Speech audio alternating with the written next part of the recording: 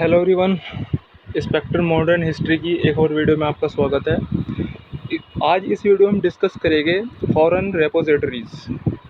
देखिए, सबसे पहले हम तो इस वर्ड का मतलब समझते हैं। रेपोजिटरीज का मतलब क्या होता है। देखिए, आपके पास अगर कोई इम्पोर्टेंट डॉक्यूमेंट है और आप उसको किसी एक बहुत ही सुरक्षित जगह पर ले जाकर रख देते हैं, तो उस जगह का नाम ही होता है रेपोजिटरीज।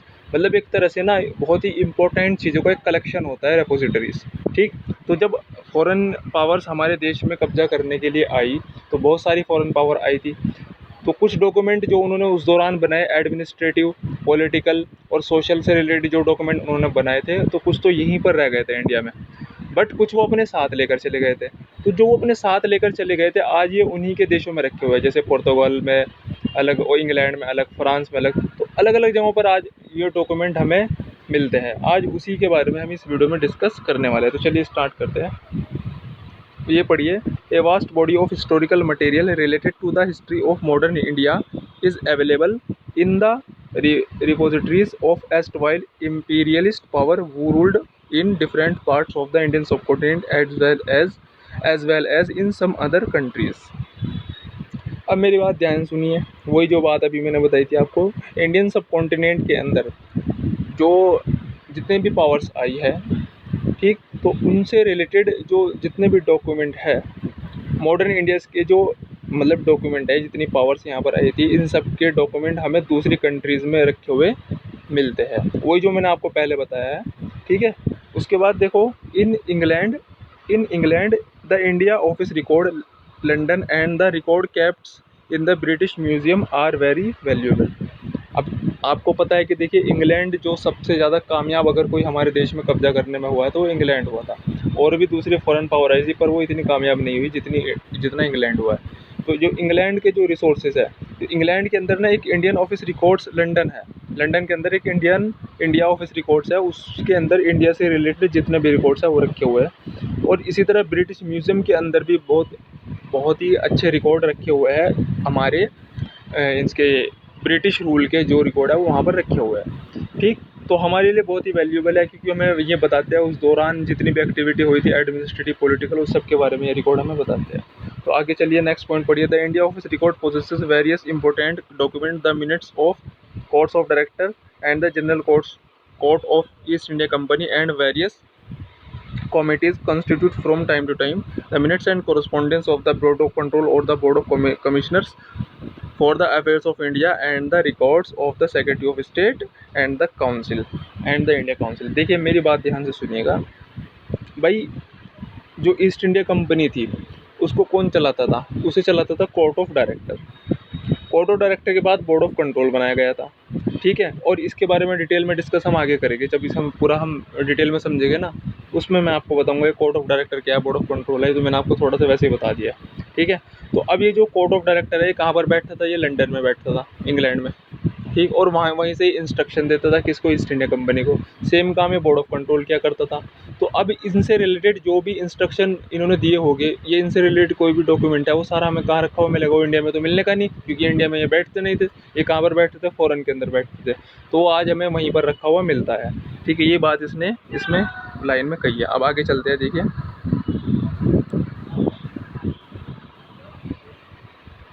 ये देखिए, the British museum possesses collection of papers of British viceroys, secretaries of state and other high-ranked civil and military officials who were posted in India। अब ब्रिटिश म्यूजियम के अंदर जितने भी यहाँ पर पोस्टेड हुए थे मिलिट्री ऑफिसर, कहाँ पर? इंडिया में। उनसे रिलेटेड सारे डॉक्यूमेंट कहाँ पर रखे हैं? ब्रिटिश म्यूजियम के अंदर रखे हुए हैं। चलिए आगे देखते हैं। The archives of missionaries societies for instance of the church missionary society of London provide insight into the educational social development in pre independent India. अब देखिए, जब यहाँ पर क्या आया, यहाँ पर मिशनरी आई, ईसाई मिशनरी थी ना, जो क्रिश्चियन मिशनरी थी, वो इंडिया के अंदर आई और अपना रिलीजन उन्होंने प्रोपोगेट किया। तो बहुत सारे लोग क्रिश्चियन भी बने। और ऐसा नहीं है कि सिर्फ वो कन्वर्ट ही करा, तो उन्होंने बहुत सारे सोशल रिफॉर्म भी किया है, एजुकेशनल सेक्टर में, हेल्थ सेक्टर में, और बहुत सारा उन्होंने यहाँ पर रिफॉर्म भी किए, ठीक है। तो उससे रिलेटेड जो डॉक्यूमेंट है, वो उससे रिलेटेड डॉक्यूमेंट भी हमें कहाँ पर मिलते हैं? Church missionary society of London. क्योंकि जो कंडक्ट की जा रही थी मिशनरीज, वो लंदन से ही कंडक्ट की जा रही थी। तो उससे रिलेटेड जो डॉक्यूमेंट कहाँ पर मिलेंगे? लंदन में मिलेंगे।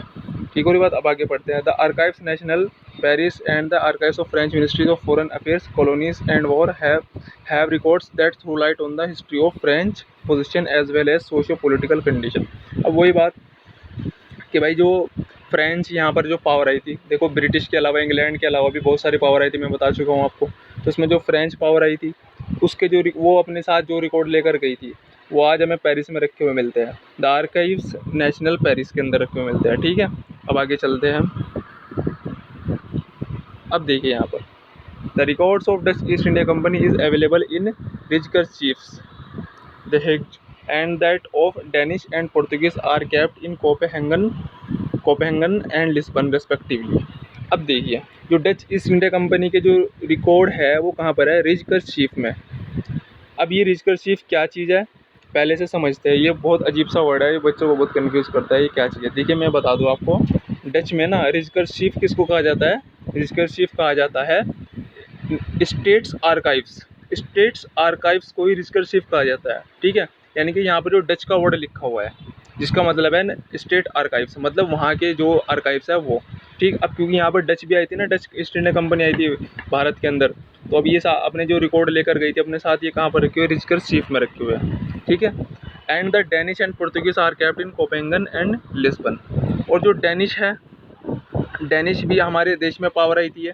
डेनिश यानी कि कौन होते हैं, डेनिश कौन होते हैं, ये होते हैं डेनमार्क। डेनमार्क को डेनिश कहा जाता है। तो डेनमार्क के जो रिकॉर्ड है वो कहाँ पर रखे हुए हैं, कोपेंगन में। और पोर्तुगीज़ के जो रिकॉर्ड है वो कहाँ पर रखे हुए, लिस्बन के अंदर। क्योंकि मैंने बताया था ना बहुत सारी पावर आई भाई, डेनिश भी है, डेनमार्क भी आया, नेदरलैंड भी आया, और आपका पोर्तुगीज़ भी आए, फ्रेंच भी आए, ये सब पावर हमारे देश के अंदर आई थी। तो इनके इससे रिलेटेड जितने भी इनके रिकॉर्ड रहे जो अपने साथ लेकर गए ये अब इनकी कैपिटल सिटी में इनके रखे हुए हैं। ठीक है, जो अपने साथ लेकर गए थे, और जो कुछ यहाँ पर रह गए वो हमें मिल जाते हैं। ठीक है, अब उसके देखिए apart from the archives of European nation the archives present in Pakistan are utmost importance. अब देखिए इसके अलावा जो पाकिस्तान है ये पहले भारत का ही हिस्सा था, तो इससे इसके जो रिकॉर्ड है पाकिस्तान के अंदर भी जो रिकॉर्ड है वो रखे हुए हैं, और बहुत ही ज़्यादा मोस्ट इंपॉर्टेंट रिकॉर्ड है। मोस्ट इंपॉर्टेंट रिकॉर्ड क्यों है वो अगली लाइन में बात समझ में आएगी, इंपॉर्टेंट क्यों है हमारे लिए पाकिस्तान के record. The west Pakistan record of Lahore record of Peshawar records available in Sindh give information about the regional history of the Indian subcontinent besides shedding light on India's relation with Afghanistan, Iran and other neighbouring countries in the colonial area. अब देखिए आपको पता होना चाहिए कि पहले तो Indian सब कॉन्टिनेंट में पाकिस्तान भी आता था, यानी कि जो ब्रिटिश का रूल था वो पाकिस्तान, इंडिया, बांग्लादेश इन सभी के ऊपर था।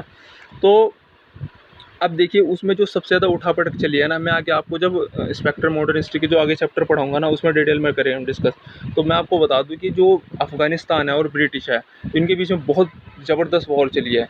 ब्रिटिश की वॉर तो वैसे सभी के साथ में चली है, लेकिन जो अफ़गानिस्तान है ना इनका और ब्रिटिश का बहुत ज़्यादा कॉन्फ्लिक्ट रहा है। ठीक है, तो अब उसमें जो सिंध का भी एक बहुत बड़ा रोल प्ले है, और सिंध के साथ साथ जो पूरा पाकिस्तान इस वक्त है उसका बहुत बड़ा रोल प्ले रहा है ब्रिटिश के राज के दौरान। तो इसलिए वो जो डॉक्यूमेंट्स हैं हमारे लिए बहुत ही ज़्यादा इंपॉर्टेंट हो जाते हैं। ठीक है, ये क्यों इंपॉर्टेंट है इसको और ज़्यादा डिटेल में हम जब पढ़ेंगे ना, हम आगे चल कर जब हम पूरा वॉर पढ़ेंगे जितने भी वॉर हुए थे, ठीक है, उसके बारे में पढ़ेंगे ना तो आपको पता चलेगा कि हाँ भाई वाकई में हमारे लिए जो पाकिस्तान के अंदर इस वक्त रिकॉर्ड रखे हुए हैं वो बहुत ही ज़्यादा इंपॉर्टेंट है हमारे लिए। ठीक है, तो अब इसमें आप देखिए इसके फ़िलहाल इस वीडियो में हम इतना ही रखते हैं। ठीक है, अगर आपको कुछ पूछना हो उसमें कोई बात समझ में नहीं हो तो आप मुझे कमेंट कर सकते हैं। ठीक है, तब तक के लिए आप चैनल को सब्सक्राइब कीजिएगा, वीडियो को लाइक कीजिएगा और कमेंट जरूर कीजिएगा। और अभी ये चैप्टर कंटिन्यू अभी तो चल रहा है, मैं छोटी छोटी वीडियो बना रहा हूँ। ठीक है, तब तक के लिए थैंक यू।